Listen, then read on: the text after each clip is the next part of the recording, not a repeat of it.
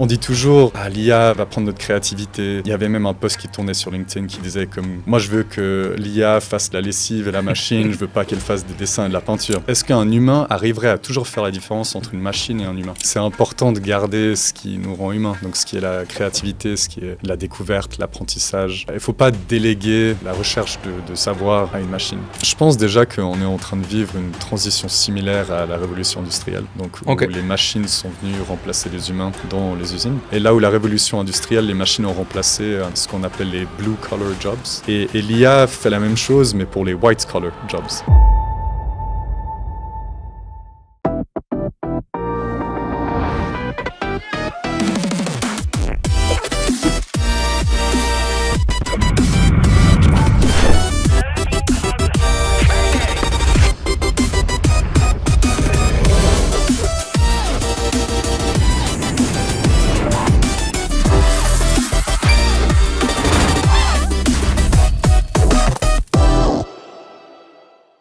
Hello à tous, bienvenue dans Focus Mindset. Aujourd'hui, on va parler d'intelligence artificielle avec Alexander. Hello Alexander. Salut Dylan. Peux-tu te présenter un peu succinctement, à savoir comment tu utilises l'IA à titre personnel et comment tu es arrivé à justement l'implémenter pour les entreprises et en créer une entreprise, je crois, à partir de ça. C'est ça, bien sûr. Donc, de base, j'ai une formation dans la robotique, mais j'ai vite changé en réalisant que j'allais être coincé derrière un écran. Et puis, j'ai fini par partir à Londres pour faire du journalisme. Ok. Donc un peu journalisme télévision, un peu d'investigation, avant de finir dans le monde du sport international. D'accord. Et donc après, c'est en passant quelques années dans le sport international que j'ai vu en fait, et c'est pas le seul endroit, beaucoup d'entreprises et d'environnements c'est comme ça, oui. Que les outils digitaux, la manière de fonctionner en fait, c'est vraiment loin d'être optimal et qu'on a plein d'outils à disposition, mais que c'est pas du tout utilisé, c'est pas implémenté. Et même s'ils essayent d'implémenter, en fait, c'est quand même dispersé. Okay. Donc on finit par avoir peut-être une dizaine, voire quinzaine de différents outils entre les Word, les emails, voilà, les schedulers de postes, des choses comme ça. Et puis en fait, j'ai vu que c'est un casse-tête, quoi. Et donc en fait, au fur et à mesure, j'ai vu que j'avais beaucoup à pouvoir donner. Non seulement dans le monde du sport international, mais aussi parmi les entreprises. Tu as lié les deux un petit peu, donc le côté intelligence artificielle. Oui, dans le sport international. Oui, et puis c'était surtout en fait au moment où je prenais un peu cette décision de partir pour faire mon entreprise. C'est là qu'il y a ChatGPT qui est sorti et puis que ça a fait un peu l'explosion de l'IA générative. Le déclic pour toi. Voilà, et puis j'ai vu que dans tout ce qui était création de contenu et communication, c'était un outil magique, quoi, qu'on pouvait vraiment faire beaucoup. Surtout dans le contexte un peu de ces fédérations sportives qui parlent à tellement de gens dans différents pays à propos de différentes disciplines et des fois ils doivent communiquer dans plusieurs langues différentes sur tous les canaux. On arrive vite à 15-20 chaînes facilement, quoi. Ok, donc tu as relevé un point de douleur enfin, et tu as apporté ta valeur là-dessus, quoi. Et est-ce que tu t'es formé? Comment tu as procédé justement pour vraiment bosser avec l'IA Alors, pour vraiment le côté IA, ça c'était tout de l'apprentissage personnel. Donc c'était vraiment trouver des projets, trouver des idées, regarder beaucoup de YouTube, des vidéos YouTube et même beaucoup travailler avec l'IA pour apprendre. C'est ça qu'on ne réalise pas, c'est que l'IA nous permet de connaître plus sur l'IA. Et donc, en fait, juste en posant nos questions, en plongeant dans un domaine, dans un sujet, dans un exercice, on va vraiment apprendre beaucoup, quoi. Ok. Donc, on dit il y a ci, il y a ça. Enfin, on a l'impression que c'est né il y a 3 jours ou 3 heures. Mais tu peux nous recontextualiser un peu le contenu, le contenu historique de l'IA, parce que ça fait quand même quelques années que ça existe. Sous d'autres aspects, ce qui a vraiment été montré au grand public, c'est les Large Language Models, donc les modèles large de langage, donc c'est ChatGPT, Gemini, etc., qu'on connaît aujourd'hui. Mais l'IA a quand même existé depuis un petit moment dans le monde de l'humain, quoi. C'est ça, puis même, en fait, on peut remonter carrément à l'Antiquité quand ça vient à imaginer des machines et des choses qui peuvent paraître comme humains ou réfléchir. Mais du coup, là où vraiment, on va dire que la technologie de l'intelligence artificielle et puis le début de ce qui était en gros la conversation avec la machine, ça remonte surtout à Turing, donc en 1950, un Britannique, qui à la base était en train de décoder un peu des codex, des codes nazis. Et donc lui était vraiment focus sur en fait anticiper les mouvements pour avoir l'avantage. Et puis en fait de fil en aiguille dans ses recherches, il est arrivé à l'idée de est-ce que la machine, ou plutôt l'inverse, est-ce qu'un humain arriverait à toujours faire la différence entre une machine et un humain?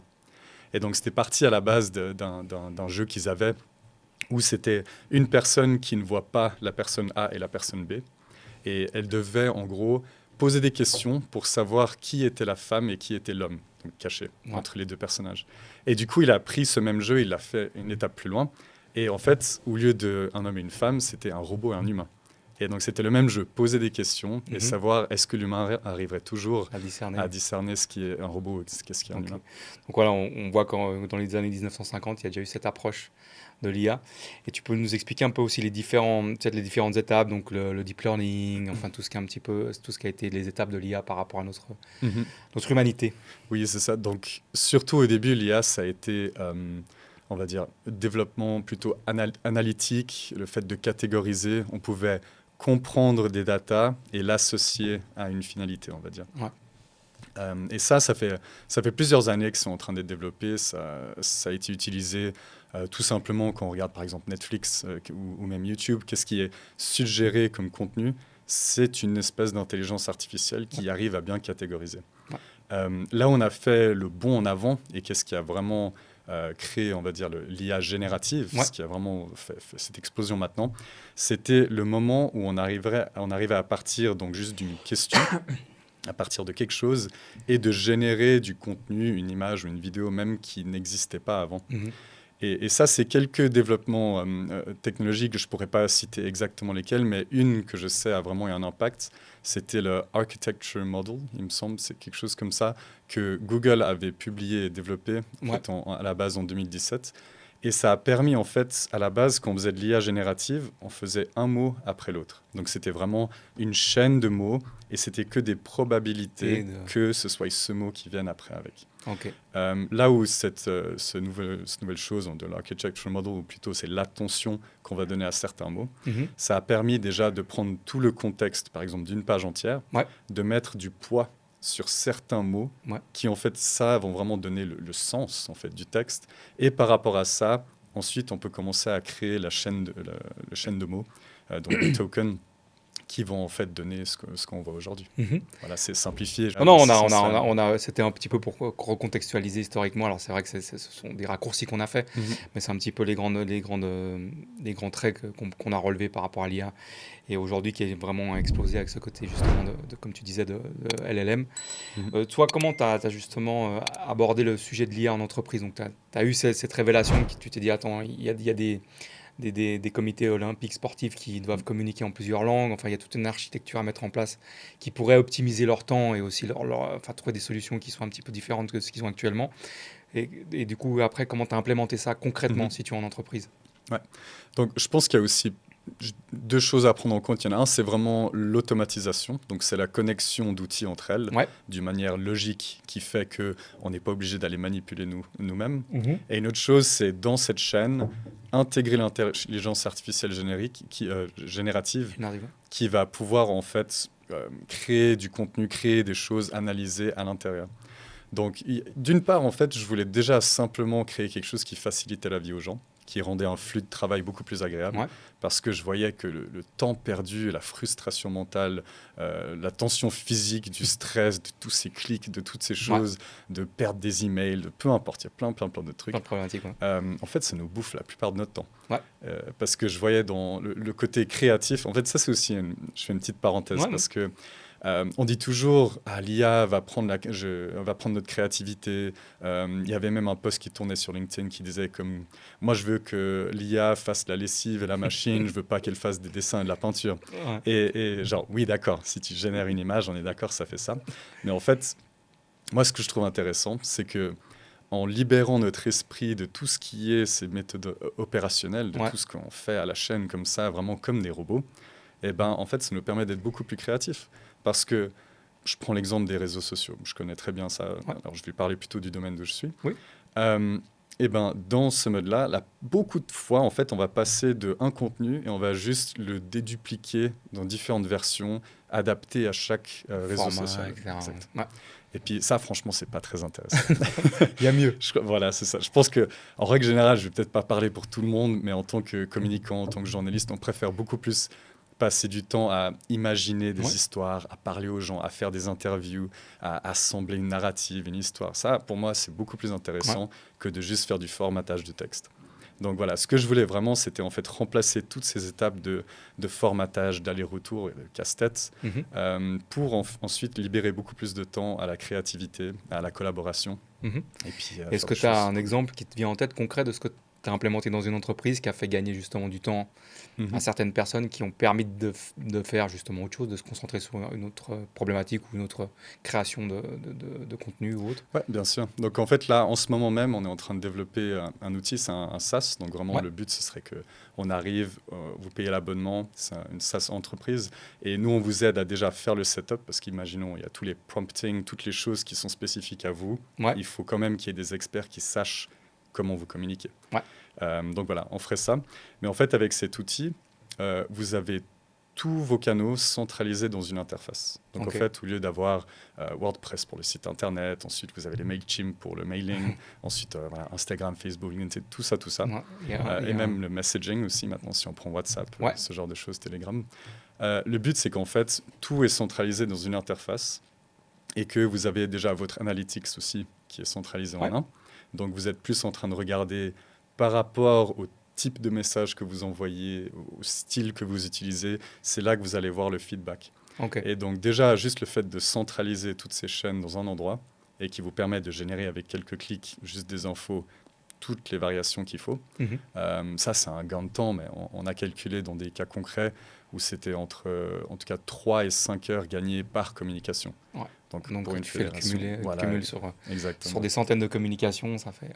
Et tu sais concrètement ce gain de temps, en quoi l'humain qui le faisait avant a dédié ce gain de temps, il l'a dédié à quoi? À aller faire du sport, à rester chez lui, ou au contraire, comme tu disais, à plus créer, encore plus... humaniser l'interaction avec peut-être les autres personnes plutôt que de cliquer sur des boutons pour faire des formats et tout ça. Est-ce que tu as un retour de cette expérience-là? Oui, alors c'est vrai que pour l'instant, un retour concret, on n'a pas encore eu au niveau de leur expérience personnelle. Mais de ce que j'ai pu voir et de ce qu'on m'a dit, c'était plutôt... Bon, déjà, d'une part, c'est la vie privée. Donc, on a tous besoin de plus de temps dans la vie privée. Les familles, les amis, le sport, c'est tellement important. Mais d'un autre côté, il y en a que j'ai vu, du coup, en fait, ça leur permettait d'aller beaucoup plus parler avec d'autres membres de l'équipe, de savoir qu'est-ce qui se passe vraiment. D'autres, ça leur permettait de développer des nouvelles idées, de passer plus de temps à penser au tournage d'un documentaire plutôt qu'à juste écrire des textes. D'accord. Donc, ils mettaient à profit ce gain de temps, quoi. Peu importe si c'était dans la vie privée ou dans la vie professionnelle, mais ils l'utilisaient quand même, ils profitaient de ça pour créer quelque chose, entre guillemets, plutôt que de se poser sur un siège et attendre que ça se fasse. Je pense qu'en vrai, personne n'a envie de rien faire toute sa journée. C'est ça. on est comme ça, il faut s'occuper. C'est pour ça qu'il y a cette espèce de grosse crainte de l'IA, parce qu'on a l'impression que ça va nous remplacer. Alors, il y en a qui disent que l'IA, ceux qui sauront l'utiliser, il faut savoir l'utiliser aussi, parce qu'il y a juste de faire un prompt sur ChatGPT, par exemple, qui va te sortir une phrase, mais bon, voilà, faut voir l'intérêt, ou de créer des photos de chat qui, je sais pas, mangent une glace. Donc, bref, après, on sait que l'être humain, chacun son kiff. Il n'y a pas de jugement, on ne juge pas ici sur cette chaîne. Mais c'est vrai que souvent, on met des outils extraordinaires dans les mains de l'humain, et puis il en fait quand même généralement des choses un petit peu voilà, quoi. Tu vois, je veux dire, des vidéos de chat qui pètent, des trucs comme ça, tu es là, super. Enfin bref, mais en gros, il y en a qui disent que l'IA va aux gens qui seront vraiment, comment dire, alors l'intelligence, on met des guillemets, mais les gens intelligents, ça va vraiment les augmenter, et les gens qui sont moins intelligents ou qui ont moins de capacité à comprendre les choses, ça va justement aller dans le sens inverse, ça va plutôt réduire leur capacité de développement, quoi, plutôt que de les emmener vers le haut. Quelle est ta position là-dessus? Ouais, alors je pense qu'en vrai, ça peut aider dans tous les cas. Parce que dans tous les cas, une personne qui ne connaît pas, à la base, et peut-être dépendant de la personne, aurait peut-être honte d'aller poser une question, honte de dire « Ah, ça, je ne connais pas ». Tandis que là, maintenant, on a l'option de vite aller sur ChatGPT, poser sa question, et puis on apprend. Donc, qu'on soit bête ou intelligent, au final, je pense que c'est quand même un surplus. Je crois que ce n'est pas forcément une question de bête ou intelligent, mais une question de fainéantise ou pas. Donc, je prends l'exemple tout con que j'ai vu plein de fois. C'est, en fait, on donne un problème à quelqu'un. La personne, au lieu de vraiment lire le problème, essayer de comprendre, de réfléchir comment, et ensuite d'aller avec l'IA travailler, en fait, ils prennent le problème, ils le copient dedans direct, et ils font généralement la réponse. Et le problème avec ça, déjà, c'est de un, tu prends pas le temps d'utiliser ton cerveau, donc ils ont vu par des recherches qu'il y a un impact négatif sur la mémoire et puis sur la réflexion, en fait. Et donc ça, on ne veut pas. Exact. Donc c'est vraiment comment on va utiliser cette IA, quoi, cette intelligence artificielle. Donc effectivement, est-ce que tu penses qu'il faut... Enfin, moi j'ai la réponse, mais je te la pose quand même. Tu penses qu'il faut vraiment faire des campagnes de sensibilisation, voire même implémenter rapidement tout ça dans tout ce qui est le circuit un petit peu éducatif? Parce que ça soulève plein de questions. Ça veut dire que l'IA permettrait d'avoir un enseignant ou une enseignante un petit peu personnalisée. Tu vois, du fait qu'aujourd'hui, on mettait des gens un peu en marge de la scolarité parce qu'ils ne correspondaient pas aux critères du programme en place, parce qu'on n'avait pas le temps d'aller discuter avec cette personne, une autre personne. Tu vois, là, ça peut prodiguer sans doute. Moi, je le vois comme ça, mais c'est peut-être mon côté optimiste et bienveillant qui fait parler. Mais je vois qu'on peut adapter une éducation personnalisée, quoi, tu vois. Donc, ça veut dire que le cancre de la classe qui était au fond près du radiateur, on peut aller vers lui avec l'IA justement et avoir un programme adapté qui se révèle sur d'autres points. Donc ça remet un petit peu tout l'écosystème scolaire pour moi en cause, tu vois, enfin je veux dire en tout cas en réflexion, quoi. Et je pense qu'il faut aller assez vite parce qu'en tout cas, d'après ce que j'ai compris, l'IA, elle ne s'arrête pas. Elle n'attend pas sur nous. Enfin, les gens qui sont derrière ça, ils n'attendent pas sur nous pour qu'on prenne les étapes. Ça va très vite. Quelle est ta position là-dessus? Est-ce que tu penses qu'il faut occulter ce côté-là ou comme vraiment prendre vu que tu es dedans, prendre cette intelligence artificielle et la mettre partout où on peut la mettre pour optimiser justement l'éducation, pour optimiser plein de choses, quoi. Quel est ton point de vue là-dessus, quoi? Ouais, c'est une très bonne question. Je pense partout où on peut la mettre, je dirais non parce que... on finirait par être assisté entièrement. Okay. Et donc, c'est important de garder ce qui nous rend humains, donc ce qui est la créativité, ce qui est la découverte, l'apprentissage. Il ne faut pas déléguer la recherche de savoir à une machine. Je crois que là où ça change un peu la narrative, c'est que le système scolaire qu'on a eu jusque-là mettait vraiment en avant l'intellect et la mémoire. Et donc vraiment, si on arrivait à se rappeler de choses qu'on avait lues sur des feuilles par cœur et de le recracher sur un bout de papier, on réussissait, on était intelligent. Intelligent. C'est ça. Et là où ça change maintenant, c'est qu'en fait, le savoir est inné. Avec l'IA, on a tout ce qu'on veut au bout des doigts. Donc c'est plus, est-ce que tu connais des choses ? Alors, entre guillemets, oui, il faut savoir comment aller les rechercher, la base pour les comprendre. Mais c'est pas, est-ce que tu arrives à régurgiter des informations ? Parce que l'IA le fait pour nous. Maintenant, c'est comment est-ce que tu utilises des informations ? Comment est-ce que tu les assembles ? Qu'est-ce que tu en fais ? Quelle est ta créativité autour des informations qu'on te donne ? Et ça, je pense, on va faire un peu une transition vers ça. Et je sais que là, j'ai un très bon ami à moi qui est prof au gymnase. Au gymnase, c'est le collège à Genève. C'est ça, exact. Canton de Vaud, gymnase. C'est au-dessus de 15 ans, c'est ça ? C'est ça. Donc, l'équivalent collège à Genève. Voilà. Merci pour la précision. Pour nos amis genevois et vaudois, vous avez les traductions. Exact. Sans IA en plus, c'est directement. C'est vrai. Ok, donc savent pas ça.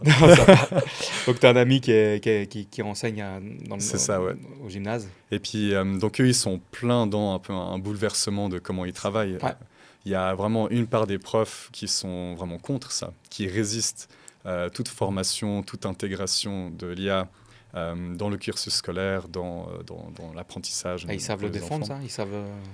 Je partirais après, voilà. Je suis pas prof, mais je partirais plus qu'il y a aussi un peu une crainte de pas savoir là où on va, qui est véritable. Il y a aussi la peur que pour l'instant c'est pas du tout encadré. C'est le Far West. Donc il y a vraiment cette peur un peu du hors de contrôle et puis de là où on va. Après, je pense plutôt, et ça c'est plutôt de l'avis de mon ami aussi, c'est que l'IA est là, ils vont l'utiliser. Elle est là, de toute façon c'est trop tard. Et les élèves l'utilisent à mon avis. Voilà, c'est ça, ils l'utilisent déjà. Donc en fait, au lieu de garder un système qui demanderait par exemple de créer une dissertation de A à Z soi-même, où eux maintenant, les élèves vont à ChatGPT, fais-moi la dissertation. Le but ce serait de se focus sur, ok, quelles informations il faudrait dans une dissertation. Comment est-ce que je vais chercher ça ? C'est ça. Je crois que sur ChatGPT, si je dis pas de bêtises, il y a un onglet qui est Learn, je ne sais plus quoi, tu peux activer le fait qu'en fait, il ne te répond pas aux questions, mais il t'entraîne à répondre toi-même à la question que tu lui as posée. Ah, ça, j'ai pas vu. Alors. C'est une fonction, je ne sais plus comment elle s'appelle, Learn et je ne sais pas quoi. Enfin, en gros, c'est ça, tu mets ça, puis tu lui poses une question, puis elle va t'amener à la réponse, mais c'est toi qui vas la trouver, cette réponse. Tu vois. Donc, c'est déjà un peu un modèle adapté à tout ce qui est étudiant et universitaire et tout ça. Quoi. Donc, effectivement, bon, après, il y a aussi cette fameuse résistance au changement, tu sais, qui est humain. Quand tu dis, voilà, on va faire ci, tout le monde dit, il y a un 25% qui dit, on veut pas, c'est pas possible. Puis 2 semaines après, ils disent, c'était pas mal en fait ce que tu as proposé. Quoi. On connaît ça, donc en prenant tous ces paramètres dans les équations, ça va prendre un peu de temps. Mais faut pas réfuter qu'elle est là, quoi. Donc, et les élèves, ils vont pas non plus attendre que le professeur se décide de l'implémenter dans sa façon d'enseigner pour le faire. Ils sont déjà tous dessus, quoi. Donc, je sais pas si tu vois, je suis un petit...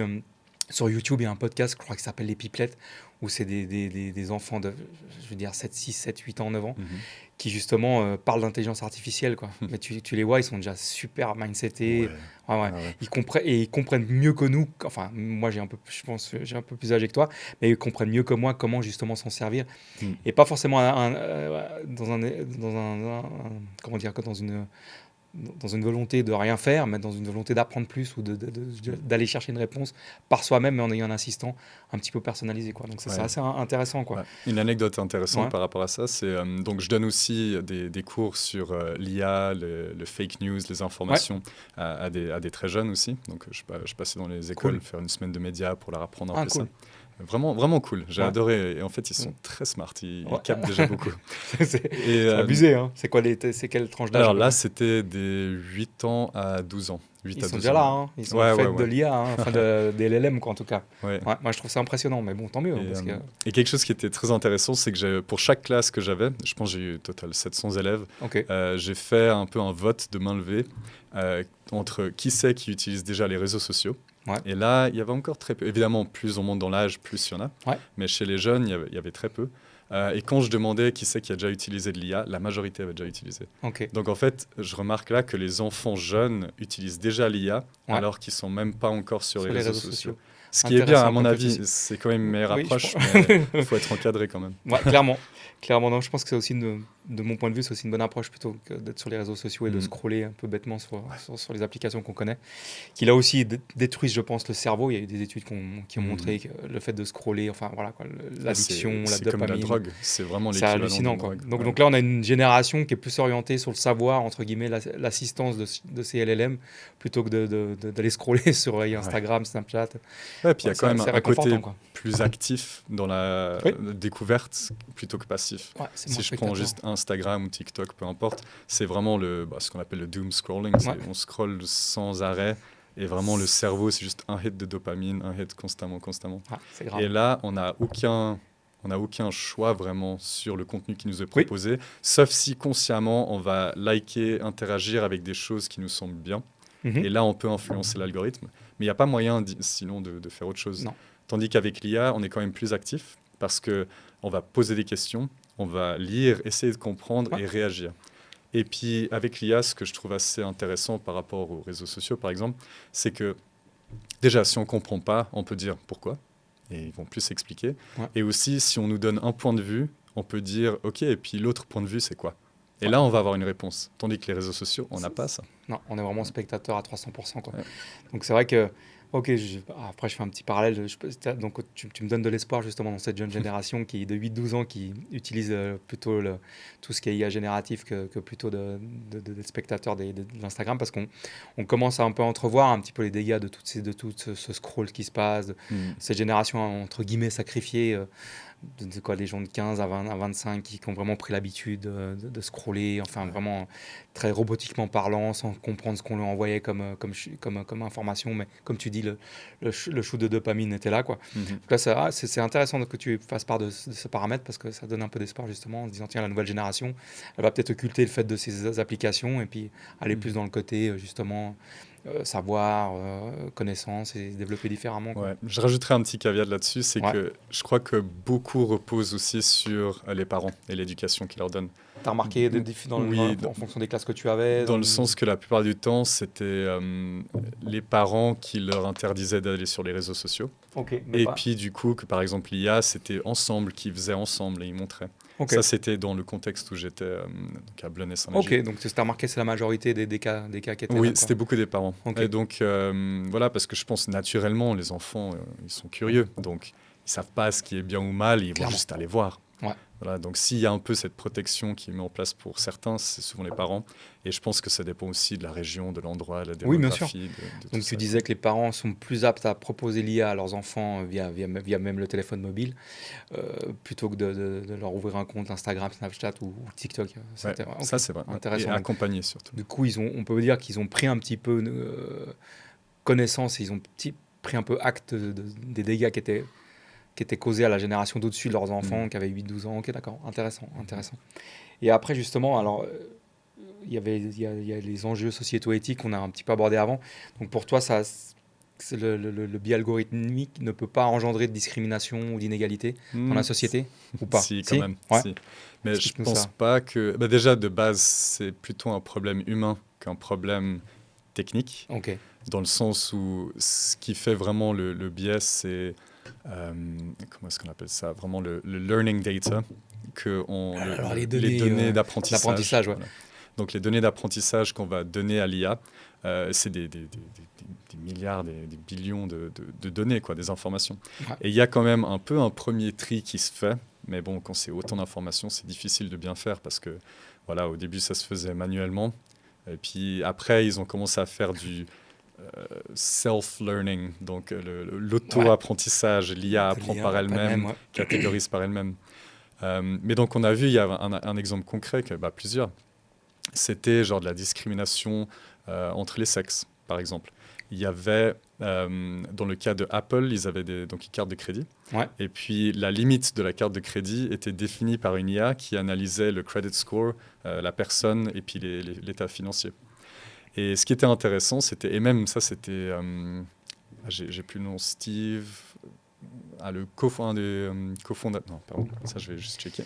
Ouais, de toute façon, on rajoutera les petites informations pour expliquer les mots comme ça, les différents mots. Je mettrai des petites apparitions à l'écran, quoi.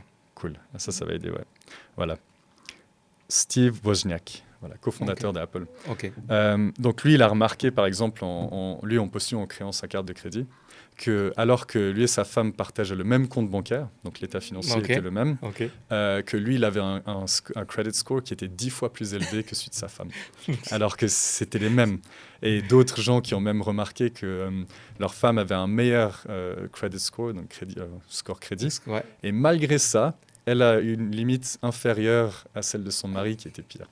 Et donc là, il y avait vraiment un peu des biais, là, il y a des biais. Un peu vraiment. Ouais, il y avait aussi une histoire, alors je sais plus, je crois que c'était une personne de couleur noire sur une photo qu'elle n'arrivait pas à reconnaître, l'IA ne reconnaissait pas la personne, ou je sais plus, il y avait une chose un peu là-dessus, quoi. Oui. Donc là, maintenant, elle a quand même acquis un petit peu de performance à ce niveau-là, quoi. Ouais, mais il y a encore des problèmes. Ouais, il y a encore des problèmes. C'est pas parfait, c'est une nouvelle technologie, c'est en train d'évoluer.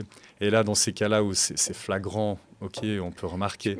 Mais il y a des moments où c'est subtil. Par exemple, ils avaient un autre exemple, c'était avec le diagnostic psychiatrique. Et ils ont remarqué que les réponses que donnait l'IA changeaient si on était blanc ou d'une minorité, ou si on était homme ou femme.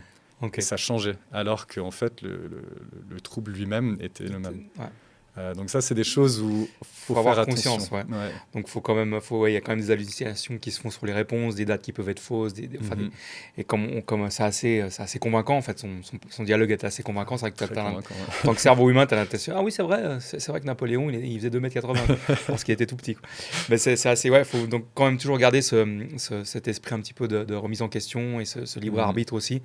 Pas tout donner à la machine, quoi. Oui. Quelque chose, un truc intéressant, parce que tu viens de citer Napoléon, j'avais vu un exemple avec ça, c'était marrant. Parce que du coup, il faut comprendre que les LLM, Large Language Models, donc les IA génératives de texte, tout est basé sur de la probabilité de texte. Donc en fait, il ne sait pas ce qui est vrai ou ce qui est faux. Il a juste une énorme base de données. Et d'après toutes ces analyses, il voit que dans ce contexte-là, avec cet enchaînement de mots, c'est plus probable qu'il y ait ça qui va venir après. Donc en fait, de base, il n'a pas une base de données de vérité. Il est juste en train de scanner des trillions de documents, de textes, pour donner la réponse la plus probable. Et donc dans ces cas-là, j'avais posé la question hier avec Claude sur une autre IA, qui disait, voilà, si on a l'exemple de, par exemple, Napoléon est petit, et que tout le monde dit Napoléon petit, ça se dit encore dans les forums, tout le monde dit ça, l'IA générative aura tendance à dire Napoléon est petit. Mais en fait, techniquement, pour le temps dans lequel il vivait, Napoléon, il faisait 1,70 m. En fait, c'était pas si petit que ça. Non, c'était un géant. C'était un peu de la propagande britannique, en fait, pour décrédibiliser Napoléon. Et entre autres, plein d'autres choses, qui fait que ce texte est revenu beaucoup, que ça s'est un peu mis dans la société. Et l'IA, en analysant tout ça, va en retirer Napoléon est petit. Effectivement, il faut quand même rester vigilant. Par rapport à toutes ces informations, c'est un bon assistant, mais c'est vrai qu'il faut quand même le challenger, le remettre en question, et puis aller chercher aussi d'autres sources peut-être de réponses, quoi. Donc, et d'ailleurs, si je peux rebondir là-dessus, moi, ce que je trouve intéressant de nos jours, c'est que, comme tu viens de le dire, on est conscient maintenant que l'information n'est pas forcément vraie. Ouais. Donc, on a un esprit beaucoup plus critique. Oui. Tandis qu'avant, en fait, on faisait juste un peu aveuglément confiance, oui, que ce soit avec les médias traditionnels, où voilà, c'était l'État, les médias traditionnels et les journalistes qui nous disaient, voilà, ça c'est la réalité. Ouais. Et on ne se posait pas vraiment de questions. Non. On acceptait ça comme réalité. De toute façon, on ne connaissait pas autre chose. Non. Et c'était ça. Ouais. Ensuite, il y a eu l'arrivée des réseaux sociaux. Ouais. Et là, les gens ont pu commencer à donner toutes leurs opinions. Mm-hmm. Et on n'était pas encore assez critique de ce qu'on recevait. Et du coup, ça peut partir partout, dans les théories des complots, dans plein de choses. Même les Russes, ils font des campagnes vraiment pour créer du chaos dans l'information, exprès pour qu'on soit confus. Ouais. Et moi, ce que je trouve bien maintenant, bien entre guillemets, avec l'arrivée de l'IA, c'est que maintenant, tout le monde est critique un peu. On se dit, est-ce que c'est vrai ça ? Et donc, on est beaucoup moins susceptible de juste gober des choses. Et surtout, ce que je trouve le plus important, on est beaucoup moins rapide à vite partager et dire « Oh, vous avez vu ça ?» et puis repartager l'info. Ouais. Si on a un doute, on va se dire « Ah, j'ai pas envie de passer pour un débile » et puis de repartager un truc généré par l'IA. Est-ce que tu penses que c'était mieux d'avoir un son de cloche et puis tout le monde disait entre guillemets « Amen », tu vois ce que je veux dire ? Ou là, d'avoir des possibilités de tergiverser, d'avoir des espèces de complots, tu vois, c'est vrai que ça amène un peu de fraîcheur et de trucs sympas, mais en même temps, ça déstabilise pas mal les modèles, les modèles de gouvernement, enfin les modèles de médias. On voit que maintenant, il y a des médias alternatifs qui se mettent en place, qui ont autant d'impact que les médias traditionnels, donc les télévisions hertziennes, etc., ou le câble. Là, on voit que sur YouTube, il y a vraiment des médias qui commencent à émerger, que ça soit dans la tech, que ça soit dans la politique et tout ça. Donc, c'est vrai que je pense que ça a amené un certain moment pas de chaos, mais de chaos, ouais. et que on va sortir autre chose, quoi. C'est quelque chose à en sortir. Mais c'est ça que je me posais la question. Je me dis, maintenant qu'on a accès à tout, et n'importe quoi. Maintenant qu'on peut avoir des raisonnements de personnes qui vivent dans des pays extrêmes, dans des situations extrêmes, et puis se dire, ah ouais, c'est vrai ce qu'ils disent. Et l'adapter à son mode de vie ici. Est-ce que tu penses que c'est pas justement ça va pas amener quelque chose de compliqué dans les futures années par rapport à tout ça, quoi. Ouais, c'est une bonne question. Et je pense déjà pour répondre à la première question, est-ce que c'était mieux d'avoir un son de cloche et tout le monde dans la même direction ? Je dirais, ça dépend de quel côté tu as. Tu as du son de la cloche. Ouais, parce qu'on va dire, si on est du côté, on va prendre un exemple, européen, occidental, western, où vraiment il y a une narrative qui est mise en avant, c'est à notre avantage de croire en ça et de laisser faire. Ouais. Par contre, si on se retrouve au Moyen-Orient et puis qu'on entend cette narrative-là, voilà, c'est pas forcément ouf pour nous. C'est ça, ouais. Donc vraiment, ça va dépendre de quel côté on se trouve. Ouais, je suis assez d'accord que c'est pertinent, quoi. Puis de toute façon, qu'on le veuille ou non, c'est là, quoi. Donc il faut faire avec et puis faire un tri là-dedans, quoi. De nouveau, on met vraiment un warning sur le fait qu'il faut bien sourcer ces informations, bien sûr, et pas prendre ce qu'on nous sort sur les différents LLM comme acquis et comme historique. Mais c'est vrai que ça remet pas mal de choses en question et c'est vrai que c'est intéressant de voir. Et je suis assez content de vivre ce moment-là parce que ça va être assez intéressant de voir ce qui va se passer en termes civilisationnels, quoi. Maintenant, au niveau justement de tout ce qui est un peu, comment dire, vie privée, tu sais, tout ce qui est surveillance, quelle est ta position par rapport à cette IA ? Parce qu'on sait qu'il y a aussi cette question-là que je voulais te poser, c'est par rapport à l'IA générative, elle se nourrit de tout ce qu'on met, nous, sur les réseaux sociaux, sans aucun droit d'auteur. Tu vois ce que je veux dire ? Donc ça mène vraiment un questionnement parce qu'en gros, elle se nourrit de notre connaissance pour nous la ressortir directement, mais sans dire, voilà, c'est telle personne qui a fait ce travail-là, ou elle refait des voix de Michael Jackson, mais bon, tu vois ce que je veux dire ? Qu'est-ce que tu penses à cet aspect vie privée, justement, un peu je crois que c'est pas encore super régulé à ce niveau-là, et le fait que l'IA générative se source auprès de nous, quoi, en fait, sans payer les gens qui devraient l'être, peut-être pour des textes, pour des chansons, pour des romans. Ouais, et puis donc c'est que la régulation n'est pas encore là.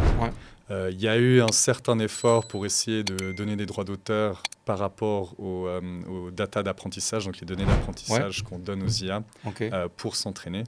Il y a un peu un mouvement pour essayer de trouver une manière de rémunérer, par exemple, tous les médias et les journalistes qui ont travaillé pendant des années, qui ont fait leur recherche, qui ont vraiment publié des choses crédibles. Et ensuite, l'IA va tout apprendre de ça, et gratuitement, sans rien donner en retour.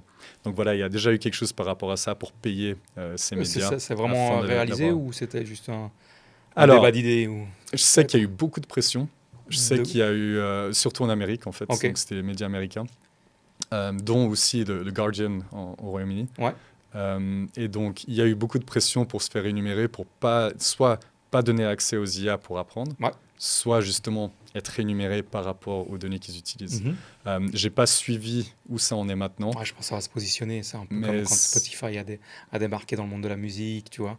Ça a dû se positionner. Il y a toujours un moment où c'est l'arrivée vers l'or. Je pense qu'ils vont se faire beaucoup. Bon, quoi que tu me diras qu'en OpenAI, c'est en déficit, quoi.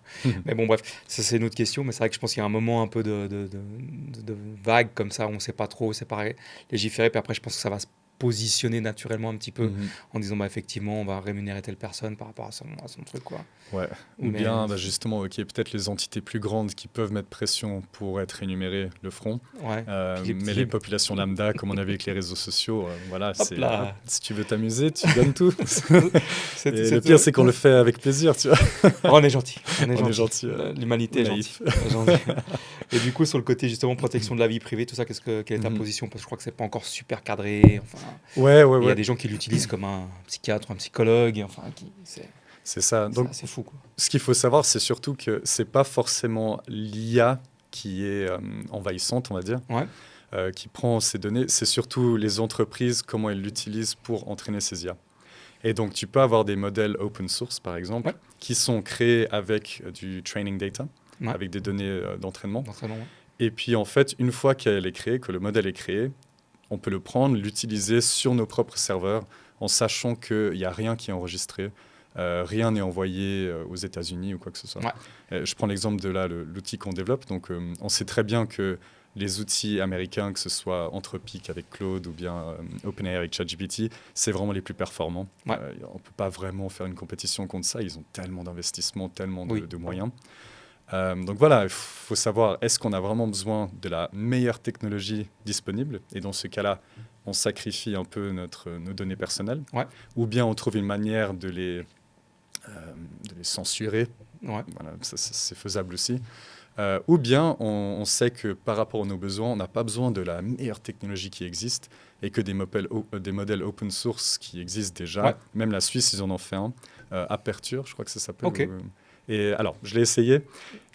Voilà, c'est un début ici de la Suisse. Non, franchement, moi, je suis très content que la Suisse ait fait ça. En plus, cool. C'est vraiment entraîné sur des informations multilangues. Il y a plus de 1000 langues là-dedans. Donc, c'est beaucoup plus généralisé, beaucoup plus de sources d'informations variées. Par contre, c'est clair qu'on n'a pas les moyens techniques pour pouvoir entraîner des modèles comme GPT-5 ou Claude Sonnet ou quoi que ce soit. Donc ça, c'est limite, quoi. Mais tu l'as testé un petit peu? Oui, j'ai testé un peu. Voilà, moi, j'étais pas très satisfait. C'est pas personnellement un que j'utiliserais pour le moment.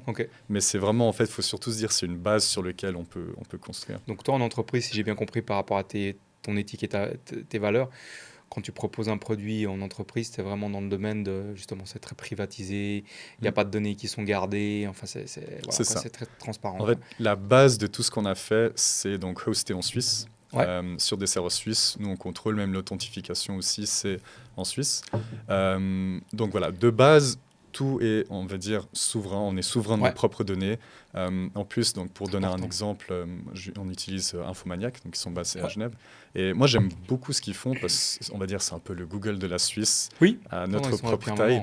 Et ils font vraiment un effort au niveau de la consommation d'énergie aussi, au niveau de... par exemple, on va arriver sur ce qui est de l'énergie après, ce serait intéressant. Mais oui, et du coup, ce que nous, on veut offrir, c'est donc de base, toute l'infrastructure et tout est basé en Suisse, protégé. C'est mais que ça après, dépendant de si on veut plus de performance ou plus de vie privée, on va plugger un ou l'autre. Mais tu arrives à garder en pluguant justement en open source, tu arrives à garder quand même ta privatisation que tu veux ou pas? Tout à fait. Dès qu'on est en open source, il n'y a rien qui sort. Important et intéressant à mon avis, parce que c'est vrai que tu ne sais pas qui voit ces données, quoi. On a des petites idées avec quelques groupes qui ont 3 lettres dans leur nom d'entreprise aux États-Unis, mais bon, généralement ils ont tous 3 lettres ou 4. On ne va pas les citer pour pas avoir de problème après. Exactement. Mais donc toi tu favorises ce côté-là, quoi, ce qui est assez cool, et tu gardes le côté souverain, ce qui est super important, parce que c'est vrai qu'on a l'intention, facilement on va en Chine pour ci, on va aux États-Unis pour ça, puis l'Europe se trouve toute nue au milieu de nulle part parce qu'elle n'a plus de souveraineté sur aucun aspect commercial. Ouais, Donc toi, vous favorisez ça et puis vous êtes relié avec une entreprise informatique suisse. C'est super cool. Et je pense même qu'en fait, c'est un des points les plus importants dans le développement technologique qu'on a en ce moment. C'est que surtout l'Europe, en fait, pendant trop d'années, on s'est un peu reposé sur la gentillesse des Américains et le bon marché des Chinois. Ouais. Et donc nous-mêmes, on ne s'est pas vraiment développé au niveau de faire nos propres productions, nos propres services technologiques. Et en plus, ils ont tout délocalisé. Enfin, c'est infernal.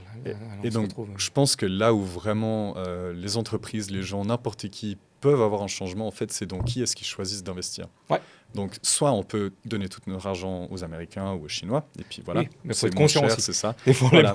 Soit on peut prendre un peu plus de risques, j'ai envie de dire, c'est même pas forcément un risque, mais d'investir dans plutôt du local ou du européen, afin de nous aider à nous développer. Parce qu'on sait tous que c'est là où va l'argent, où il y a le développement. Et ça, c'est un excellent. Je pense que quand tu as ce discours-là, quand tu abordes quelqu'un en entreprise pour lui dire on va vous installer ici, ça, on est souverain, les serveurs sont ici, je pense que c'est un argument qui fait mouche.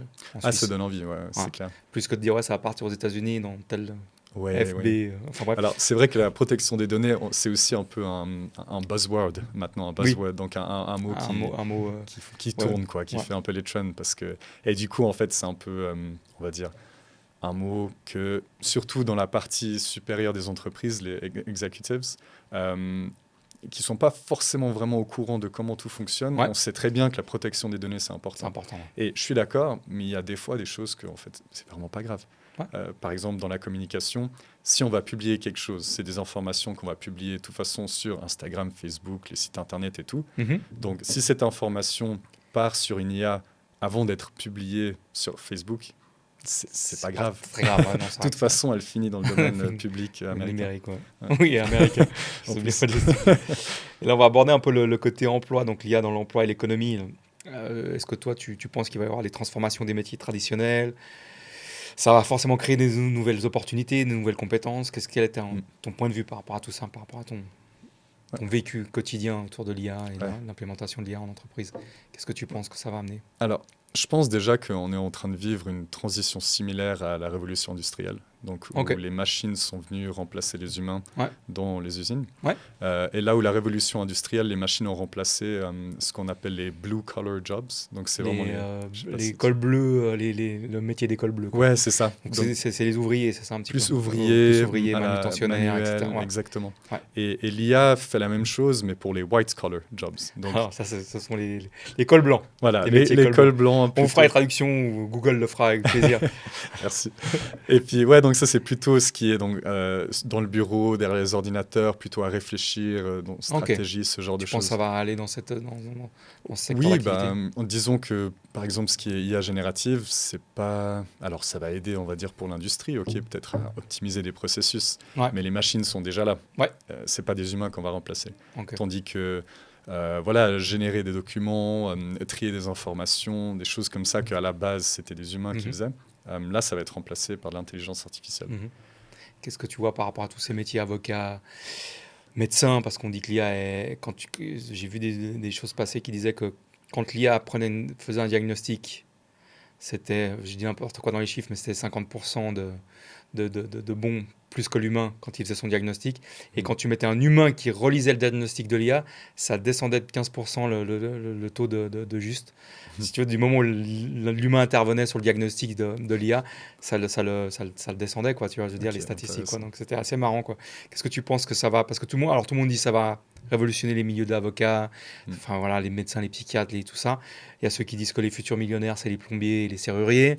Et puis en même temps, il y a ceux qui disent ouais, mais attends, quand on va mettre l'IA générative dans un corps de robot qui va pouvoir faire des plomberies, enfin voilà, quoi, c'est un peu un marasme, mais c'est, je pense, très anxiogène pour les nouvelles générations, quoi. Nous, on est un peu dedans, on va sans doute passer le cap, tu vois, mais les nouvelles générations, on leur dit, en gros, tu sers à rien, tu vas pas avoir de métier, donc tu vas pas avoir de métier, tu vas pas pouvoir créer de richesse, tu vas pas pouvoir créer de richesse, tu vas pas pouvoir acquérir des biens immobiliers ou voyager ou autre, tu vois. Bon, on va vous mettre un salaire universel, je pense que ça doit être assez angoissant à vivre, quoi. Quelle est ta position par rapport à tout ça ? Qu'est-ce que ça va remplacer, on va dire, à 5-10 ans ?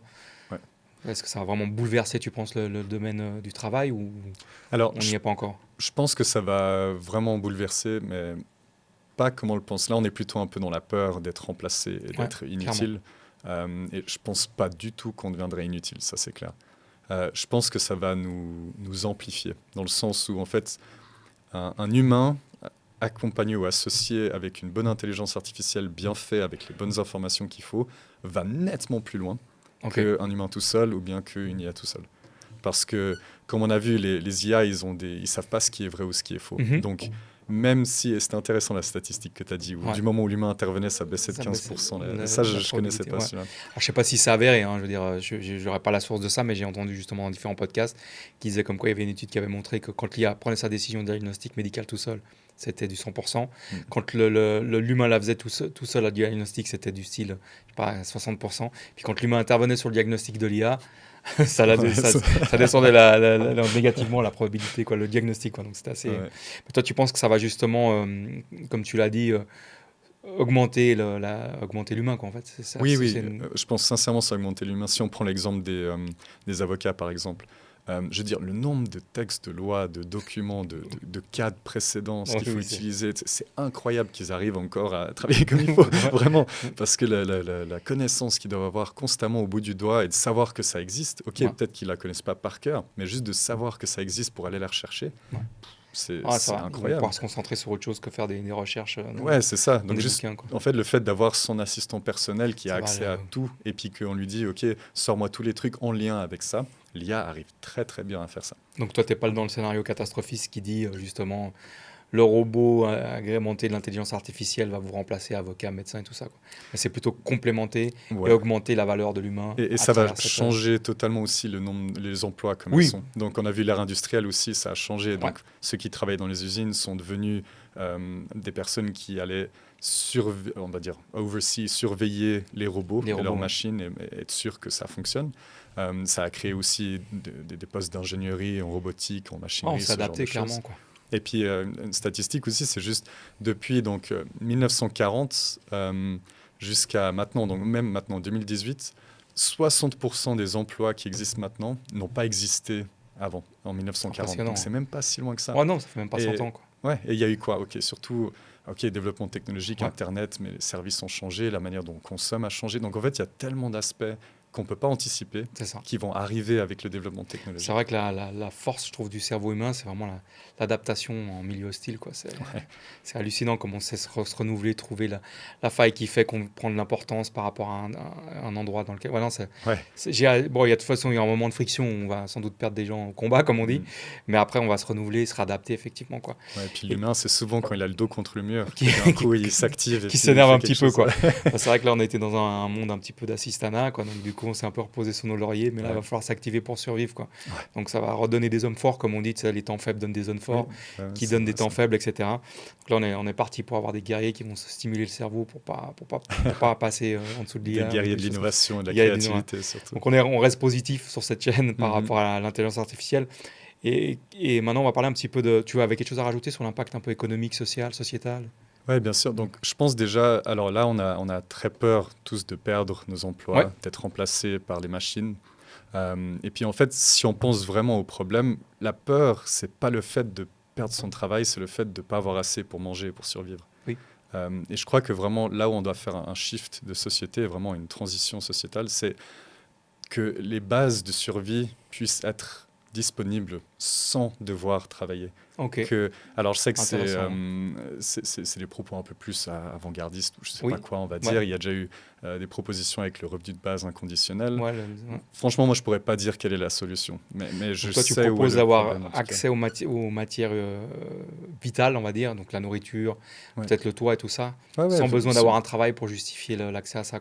Une sorte de salaire universel, mais quand même où ce n'est pas un salaire qui est versé chaque mois pour que tu fasses rien, mais que tu aies accès aux besoins, c'est la pyramide de Maslow, quoi. Oui, c'est ça, en fait, que vraiment la base de survie est intéressant et comme ça, en fait, si on veut, en fait, tout ce qu'on veut en plus de la société, toutes ces belles choses que la société offre, et puis qu'en travaillant ensemble, en collaborant ensemble, on arrive à créer, c'est là qu'il y a ce donnant-donnant. En fait, si on veut des choses en plus, on peut donner et recevoir en plus. Intéressant. Mettre un minimum garantie au niveau du toit et de la nourriture, quoi. Que la nourriture saine, médicaments. Ça peut être une approche, quoi.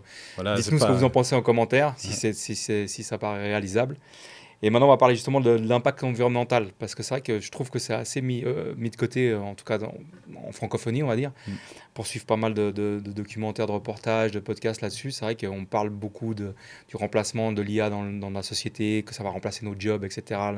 L'impact qu'il va y avoir, mais on parle très peu des ressources énergétiques qu'il faut pour générer tout ça, quoi. Parce que c'est quand même quelque chose d'important, des data centers qui doivent exister, ces data centers doivent être rafraîchis, donc il y en a qui sont à quelques dizaines de mètres sous terre, il y en a d'autres qui sont à côté de chutes d'eau, enfin voilà.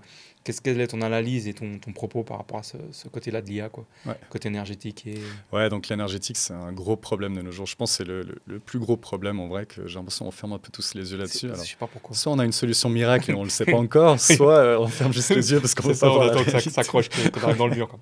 C'est ça. Ouais. Et puis, ouais, donc il y a, comme tu dis, déjà la consommation d'eau. Donc, ça, c'est quelque chose pour refroidir ces serveurs.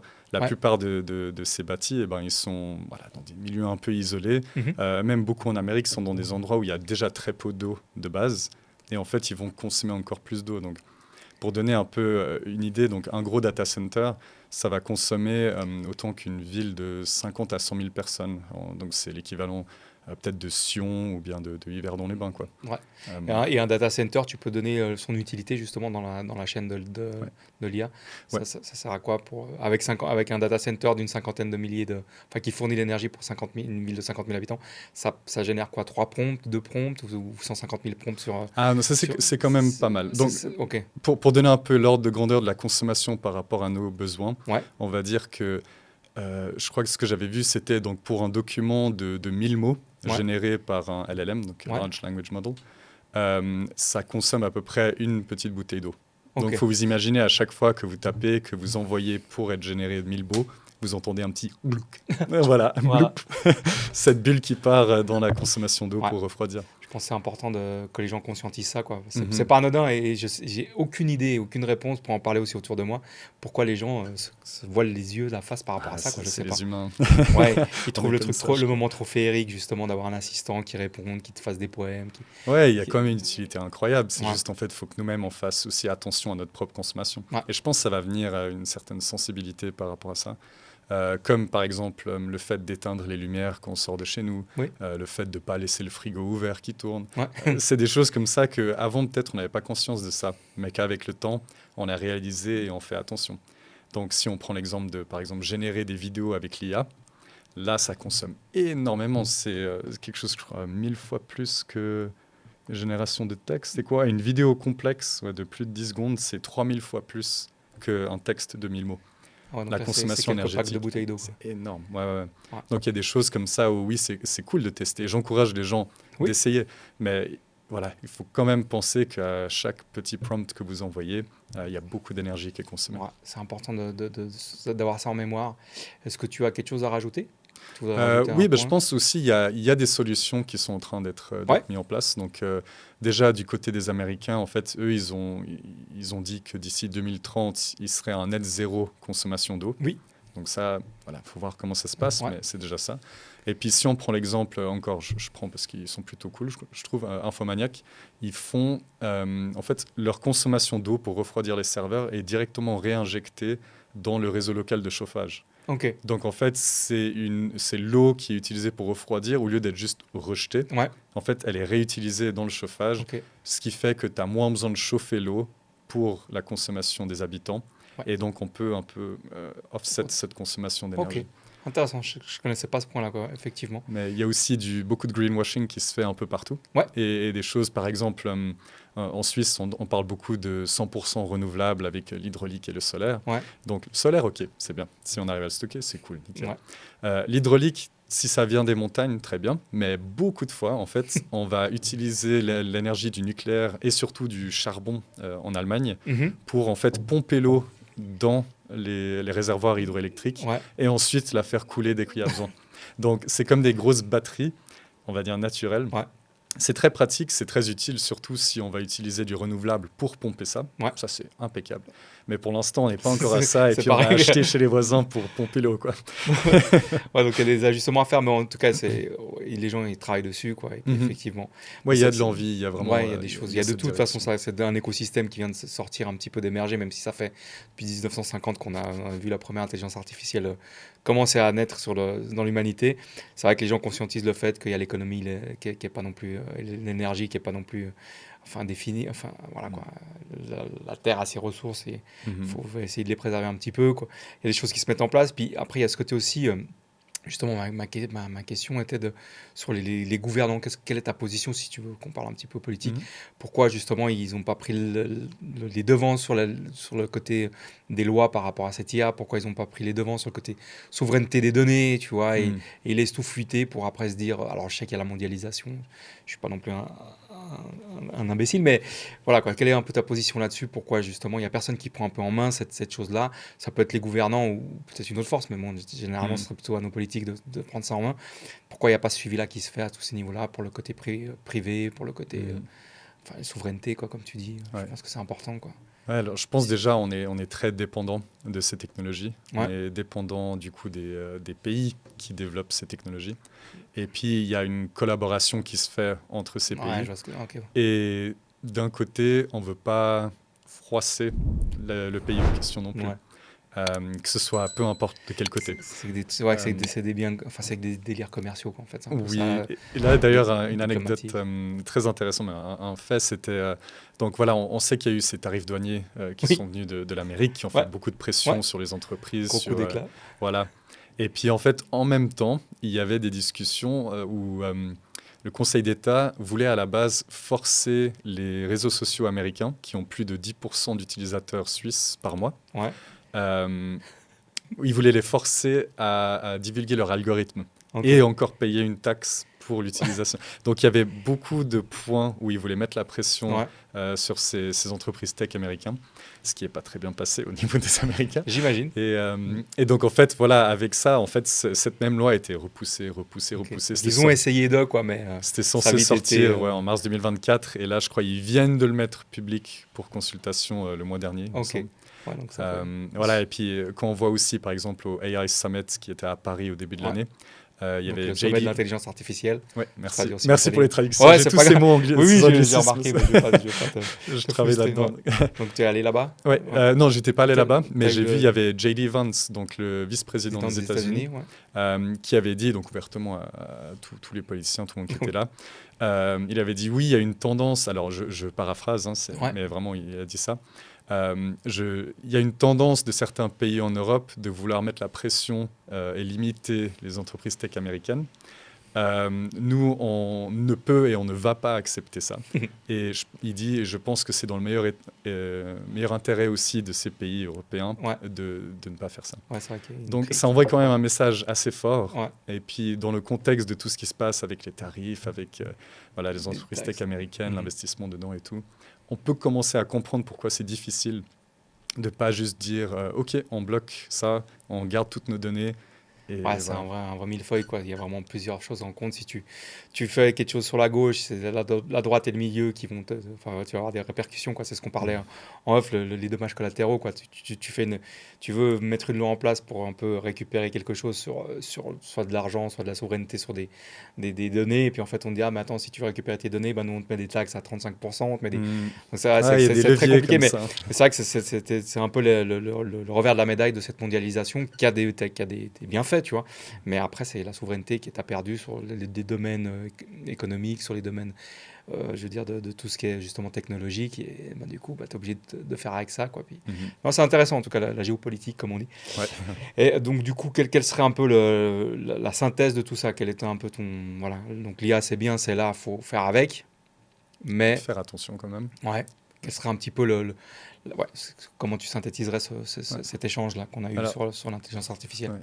Pour moi, vraiment, en fait, l'IA, c'est un outil. Donc, il faut vraiment le voir. Ce n'est pas une conscience, ce n'est pas un nouveau Dieu, c'est vraiment un outil. C'est une technologie qu'on a développée comme n'importe laquelle autre. Elle est plutôt incroyable, elle a l'air magique quand on le voit fonctionner. Et puis, c'est souvent le cerveau humain qui va aller mettre l'illusion d'une vraie intelligence par-dessus. Clairement. Alors qu'en fait, c'est juste une suite de probabilités. Donc ça, il ne faut pas oublier. Ouais. Ce n'est pas la vérité absolue, ce n'est pas une conscience magique ou quoi que ce soit. C'est un outil. Très bien. Et donc, comme pour n'importe quel outil, ça peut être utilisé en bien comme en mal. Ça, on le sait. On a vu les armes, on a vu les réseaux sociaux, la manipulation, peu importe. C'est un outil. Et ça dépend de l'humain derrière, comment il va l'utiliser. Et c'est ça qui va faire si c'est bénéfique ou si c'est néfaste. Ouais, c'est comme on dit, on a créé le marteau, soit tu peux taper sur la tête de ton voisin, soit tu peux enfoncer un clou pour construire une maison. Quoi. Exactement. Donc on a des réponses parce qu'on a vu l'utilisation sur certains aspects, mais on ne perd pas l'espoir. Et cet outil-là, il peut taper sur la tête de tout le monde dans le monde entier en même temps. C'est ça. Donc faire attention quand même à tout ça et bien remettre cette... Est-ce que toi, tu dis bonjour, merci à ton ça, c'est la question. Alors, en vrai, oui. Et j'ai même j'ai même l'explication pourquoi. Vas-y. Parce que donc c'était d'entendre. Sam Altman, donc le CEO de OpenAI, exact. Donc lui-même a été posé cette question. Et puis lui, ce qu'il disait, c'est qu'en fait, vu que tout repose sur des probabilités de mots par rapport au texte qu'il a de base, donc dont ses données d'entraînement. Le fait d'avoir une approche polie, respectueuse et bien, en fait, ça va t'amener vers des réponses qui étaient de fait faites par des gens respectueux, polis et bien. Okay. Et donc, en fait, quand il va aller chercher la probabilité que la réponse il va te donner, si tu es poli, ça va se trouver dans, on va dire, ce monde d'informations de gens polis, respectueux. Et souvent, c'est là où il y a le plus d'informations qui sont crédibles, qui sont fortes. D'accord, donc le fait d'être poli avec ton intelligence artificielle, ton LLM, ça donne accès à des données qui seront peut-être plus fournies et plus intéressantes par rapport à... Ok, en fait, ça part du... mais est-ce que justement, ça ne va pas au contraire de se dire c'est qu'un outil parce que tu ne dis pas « Hello, mon mug, comment ça va aujourd'hui? Merci. » Tu vois, je veux dire. Donc, du coup, ça humanise. Ouais. C'est un peu tendancieux comme... Alors, clairement. Mais au final, il faut comprendre surtout, et je ne suis pas rentré en détail là-dessus, mais le prompting. Donc, c'est vraiment les consignes qu'on va donner à l'IA pour avoir la meilleure réponse qu'on veut. Et ça, en fait, il y a 3 trucs primordiaux pour bien utiliser l'IA. C'est donc un bon prompting, des bons consignes. C'est ça. Un bon accès à une base de données, à des informations qu'il arrive à rechercher. Et puis ensuite, c'est comment tu vas gérer ce qu'on appelle la fenêtre contextuelle. C'est vraiment ce qu'on va dire comme la mémoire. C'est toute l'information qui va rentrer dans le modèle, qui va permettre de générer une réponse à la sortie. Et donc, en fait, le fait de dire « please » et tout ça, c'est du prompting. C'est une manière de formuler la phrase qui va influencer le résultat à la sortie. Ok, donc pour toi, faut être poli avec son IA, lui dire bonjour, merci beaucoup. Ouais, et puis comme tout le monde dit, si jamais il prend le dessus sur le monde entier, au moins on sait qu'on était du côté gentil. Je pense qu'on va clôturer sur cette belle phrase. En tout cas, merci de ta présence et de tes informations et de ta connaissance. Merci. À bientôt, Alexander. Ciao, ciao. À bientôt. À bientôt. Ciao.